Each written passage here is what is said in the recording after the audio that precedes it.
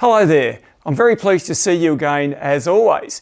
You know, today I'm still in the midst of a general lockdown here where I live. And in fact, more than half of Australia is in lockdown. Now, added to that, today I'm supposed to be hosting a Nightscape photography workshop, but that has had to be cancelled. In fact, I've had to cancel the last 4 workshop events. So that's not really good at all. Anyway, because of those restrictions, I've had to start working on some other things to keep me busy. And that's what I'd like to share with you guys today. Now, thankfully, my 2022 calendars arrived the other day, and I've been really busily sending them off to many of you all over the world. I'm really pleased with this year's calendar, and I want to thank those of you who faithfully order these from me year after year. It really does mean so much.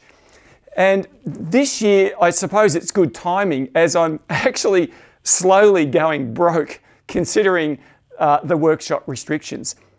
So anyway, these are now available to order from the link below this video, and I'll be sending them out as quickly as I can for you if you'd like one or as many as you want, really. They do make a really handy birthday or Christmas present. Anyway, another initiative I've been working on are my fine art laminate prints. Now, I've just released a limited number of these for immediate delivery, and I've already had a great response. So what are these laminate prints? Well, quite simply, these are high quality photographic prints that have an invisible clear laminate on the front and the back, and this gives a wonderful protection from the elements. They can be cleaned, fingerprints or dust can be removed, and they're generally far less delicate than your standard photo prints. Oh, and I forgot the best part. They don't need to have glass placed in front of them when mounted in a frame. And this is huge. There is no annoying reflections. This is the one thing that Nightscape photos in particular struggle with. And it's mainly because of the dark, shadowy type of images. I've done heaps of exhibitions, and unless you get the lighting in the gallery just right, they're really hard to see, and they certainly don't show your images in the best possible way. So as you can see here, this isn't a problem at all with these new laminate prints. Now, I've been selling these prints in frames for a few years now with excellent feedback from my customers. In fact, I've enjoyed working with this type of print so much that I definitely won't be going back to standard prints and glass frames ever again. Now, whenever I talk about printing my images, I always get heaps of questions from people wanting to know what processes I use and where to get prints done, etc., things like that. There are just so many variables when it comes to printing. But for me personally, I've never done my own printing.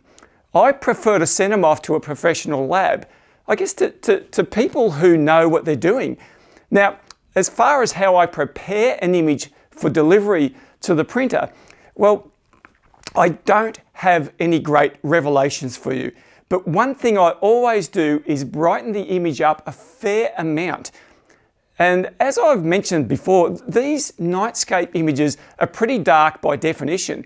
And so they need a bit of help to especially bring out the shadow details.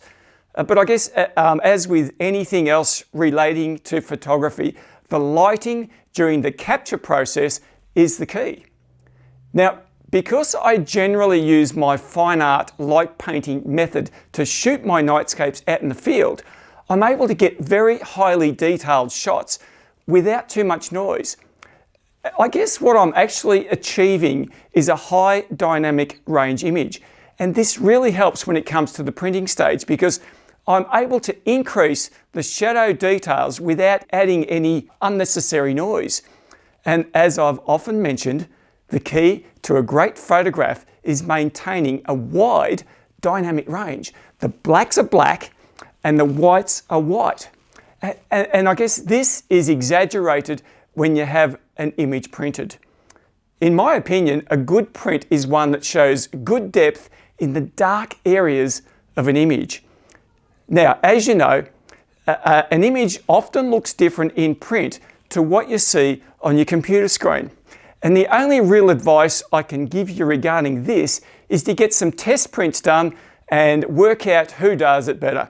There can be a big difference in printing labs, and you have to do the hard yards to work out who can make your images look great in print. You know, I am no printing expert. You'll find lots of great advice here on YouTube from people far more knowledgeable than I am on the subject. Okay, now back to my laminate prints. Another huge advantage of these is how easy they are to mount in a frame. They're all supplied at a frame size of 500mm by 700mm, as this is actually a very standard frame size, pretty much available anywhere. I mount the prints to a self-adhesive foam core, often with the original masonite backing board attached also. Now, this makes a really solid frame mounted print. But because of the lack of glass, it's also very lightweight. You'll also notice that I've included a mat and bevel on the print. This is actually all done in Photoshop, but I often laugh at the number of people who go right up to my images and touch the edge of the mat thinking it's real. Now, I reckon that's absolutely awesome. So, with all that said, if anyone's interested in ordering one of these fine art prints, just follow the link in the description below. I'm currently sending these all around the world, and they are actually very competitively priced. In fact, because of the low Australian dollar at present, those of you overseas are getting really good value for money on any of this stuff. So before I finish this particular video, I want to let you know that I'm looking to continue my video segments where I discuss photography with other like-minded people. I love shooting the video a while back chatting with Jeff and Bailey over in the Grampians about all things photography. And I actually find it very encouraging to hear how other Nightscape photographers deal with the many and I guess varied challenges of shooting at night. During lockdown, this is very hard to do face-to-face. So I'll be looking at doing some online Zoom sessions so I can include some of you guys in the discussion. Now, I'm not actually too sure how that will go yet, but I'm working on it as we speak.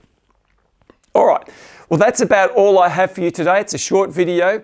I'm so appreciative of your continued support of my channel. And as always, I'm always happy to chat further in the comments section down below. Take care, and I hope you guys have a wonderful week.